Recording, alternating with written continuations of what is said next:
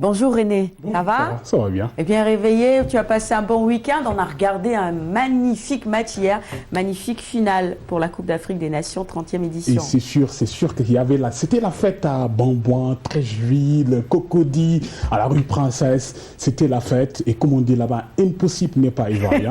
Et oui, les Ivoiriens ont montré que l'impossible devait être fait. Ils l'ont fait hier. En remportant cette coupe. Mais tu es en blanc, tu étais ghanéen? J'étais ghanéen, je l'avoue, mais bon, mon cœur battait quand même pour les éléphants, pour la Côte d'Ivoire. Allez, encore une fois, on peut dire félicitations à cette équipe ivoirienne qui a fait un bon parcours. On revient sur tout cela dans un instant dans la chronique sport. Félicitations, Pachéder. Allez, on y va pour les titres de l'actualité maintenant. Mesdames et messieurs, bonjour. À la une ce matin, la revue à mi-parcours du plan national de planification familiale. Le Sénégal avait lancé en 2012 un programme de relance de l'APF. L'heure est venue de faire le point et vous allez voir que le Sénégal a fait des progrès énormes. Notre pays a gagné quelques 8 points en 2 ans, mais il existe toujours des obstacles et contraintes. Lesquels? Réponse dans cette édition. Dans cette édition également, nous ferons un tour à la foire des petits ruminants de Thiès. Elle s'est ouverte depuis hier. L'objectif est de permettre aux éleveurs de nouer des partenariats en plus d'écouler leurs produits.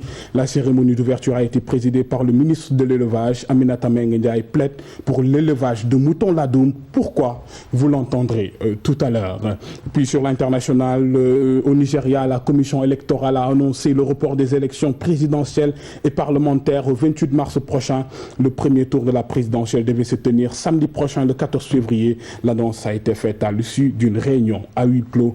Et puis pour finir, nous irons en Europe où on tente par tous les moyens de ramener la paix en Ukraine. Un nouveau sommet est prévu ce mercredi à Minsk. Première étape, le téléphone, plus d'1 heure de communication entre Angela Merkel, Petro Poroshenko, Vladimir Poutine et François Hollande. Le président russe Poutine a accepté, mais ne promet rien.